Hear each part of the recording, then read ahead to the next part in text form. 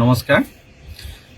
ৰাতিপুৱা বাতৰি কাকতখন চাই থাকোঁতে মোৰ বিশেষ এটা বাতৰিৰ দৃষ্টিগোচৰ হৈছে, যিটো যোৱা কিছুদিনৰ পৰা যথেষ্ট অসমত খলকনি তুলিছে অসমৰ সংবাদ মাধ্যমত।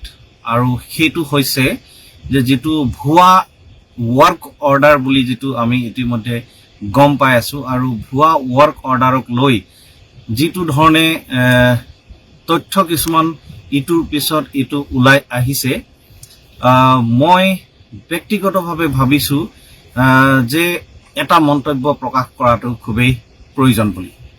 আৰু সেইটো কাৰণে মই কিছু কথা আপোনালোকৰ ওচৰত দাঙি ধৰিবলৈ বিচাৰিছোঁ। আৰু এই কথাখিনি এনেকুৱা, প্ৰথমত আমি শুনিবলৈ পালোঁ যে বিজেপিৰ এজন নেতা অসীম দাস, তেখেতে মন্ত্ৰী সঞ্জয় কিষাণৰ কনফাৰেন্স হল ব্যৱহাৰ কৰি তেখেতৰ বাসগৃহ ব্যৱহাৰ কৰি ভুৱা ৱৰ্ক অৰ্ডাৰ কিছু জাৰি কৰিছে কিছুমান অনুষ্ঠান প্ৰতিষ্ঠানৰ নামত। আৰু এই ৱৰ্ক অৰ্ডাৰটো ইতিমধ্যে গম পোৱা গৈ আছে যে প্ৰায় 250 কোটি টকাৰ এটা বৃহৎ কেলেংকাৰী হ'ব পাৰে যেন এটা অনুমান হৈ আছে। ইয়াৰ লগে লগে যোৱাকালি আকৌ গম পোৱা গৈছে যে মন্ত্ৰী যোগেন মোহনৰ যিজন ব্যক্তিগত সচিব মন্নত দাস আৰু তেখেতৰ লগত যিজন পিয়ন প্ৰফুল্ল ডেকা, পুলিচে তেওঁলোকক কৰায়ত্ব কৰিছে আৰু জেৰা কৰি আছে। মোৰ কথাটো হৈছে, পুলিচে নিজৰ কাম কৰিছে, ভাল কথা, কিন্তু এই 250 কোটি টকাৰ যিটো কেলেংকাৰী এতিয়া আমাৰ ৰাইজৰ দৃষ্টিগোচৰ হ'বলৈ ধৰিছে, এই 250 কোটি টকাৰ কেলেংকাৰী কেৱল মাত্ৰ পিয়ন এজন বা এজন ব্যক্তিগত সচিব এজনে কৰিবলৈ সফলভাৱে কৰিব পাৰিব বুলি আপোনালোকে ভাবিছেনে ৰাইজ?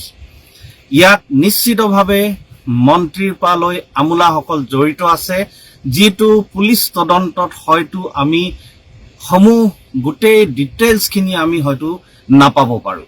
সেইকাৰণে মোৰ এই ভিডিঅ'টোৰ জৰিয়তে এটা চৰকাৰৰ ওচৰত দাবী, কাৰণ চৰকাৰে সদায় কৈ আহিছে যে তেওঁলোকে শূন্য সহনশীলতা ৰাখিছে দুৰ্নীতিৰ বিৰুদ্ধে।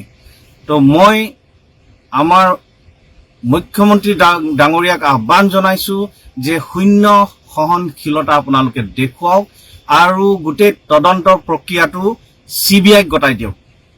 কাৰণ বহুত সময়ত দেখিবলৈ পাইছোঁ সৰু সৰু কিছু ভুল কৰিলেও ক'ৰবাত সঁচাকৈ ভুল হৈছে নে নহৈছে এয়া কথা চালি জাৰি নাচায়ো তাৰ CBI তদন্ত কৰি দিয়া হয়। আৰু তাৰ লগে লগে বহুত সময়ত EDৰ তদন্তও আনকি দেখিবলৈ পাই আছোঁ। তো মই মুখ্যমন্ত্ৰী ডাঙৰীয়াক আহ্বান জনাইছোঁ যেন তেওঁ 250 কোটি টকাৰ যিহেতু কেলেংকাৰী দৃষ্টিগোচৰ হৈ আছে ৰাইজৰ, গতিকে এয়া আপোনালোকে শূন্য সহনশীলতাৰ আপোনালোকে উদাহৰণ দাঙি ধৰক, গোটেই তদন্ত প্ৰক্ৰিয়াটো CBIলৈ গতাই দিয়ক, যাতে অসমবাসী ৰাইজে আশ্বস্ত হ'ব পাৰে যে ইয়াত যদি কোনো মন্ত্ৰী বা আমোলা জড়িত আছে তেওঁলোকে সাৰি যাব নোৱাৰে। ধন্যবাদ।